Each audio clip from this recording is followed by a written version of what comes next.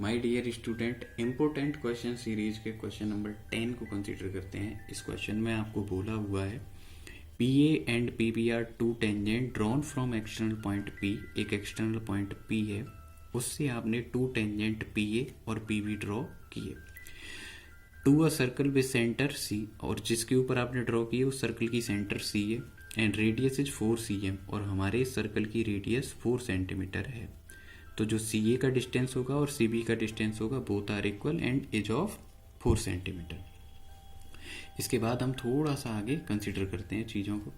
इसमें बोला गया है then the length of each tangent, आपको हर टेंजेंट का लेंथ फाइंड करना है।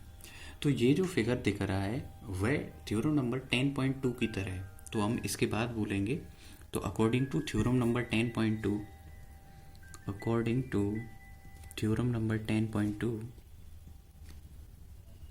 Theorem number 10.2 we can say that angle C plus angle P, इनका जो सम होगा वो 180 डिग्री होगा। दैट मीन्स हम बोल सकते हैं कि जो पी एंगल है, इस क्वेश्चन में बोला हुआ है कि both the tangents are inclined each other at angle of 90 degree. That means right angle. इन दोनों टेंजेंट के बीच में जो एंगल है वह 90 डिग्री है। तो आप यहाँ से बोल सकते हैं कि जो एंगल सी होगा उसकी मेजरमेंट हम फाइंड करने के लिए सी में पी ऐड करते हैं और इन दोनों के सम को इक्वल करते हैं 180 डिग्री के। तो मेरे प्यारे बच्चों, आपको ऑब्टेन होगा कि एंगल जो सी है उसका मेजरमेंट भी 90 ही ऑब्टेन होगा। कैसे? आप 180 डिग्री से 90 माइनस करेंगे, 90 आ जाएगा। अब आपने देखा कि ये तो बड़ा ही इंपॉर्टेंट क्वेश्चन बन गया। इसके तो सारे एंगल ही 90 हो गए।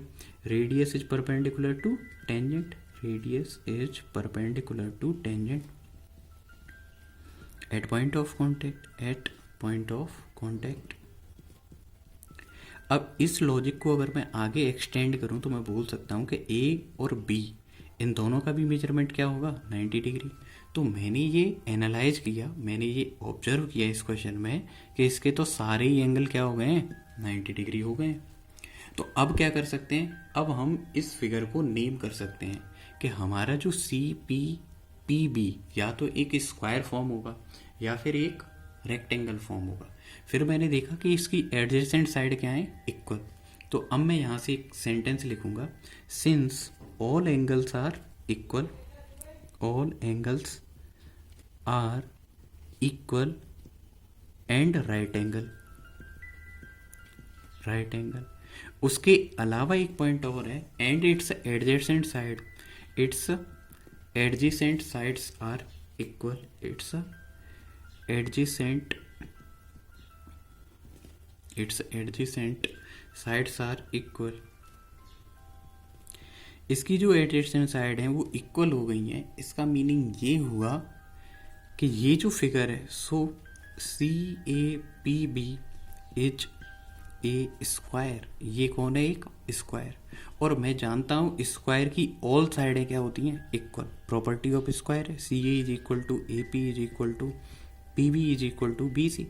All four side are equal, और हर साइड कितने की हो जाएगी, 4 सेंटीमीटर की। प्रॉपर्टी ऑफ स्क्वायर, स्क्वायर की सभी साइडें माय डियर स्टूडेंट क्या होती हैं, इक्वल होती हैं। आप तो जानते हो, बचपन से जानते हो। अब आप बोलेंगे कि यहाँ से पी ए और पी बी जो लेंथ ऑफ टेंजेंट है उनका आंसर 4 सेंटीमीटर ऑब्टेन हो गया, और आप इजीली इस क्वेश्चन को सॉल्व कर पाएंगे। बहुत ही इंपॉर्टेंट क्वेश्चन है आपके board exam point of view से। If you have any doubt then please comment me in comment section. Thank you for watching.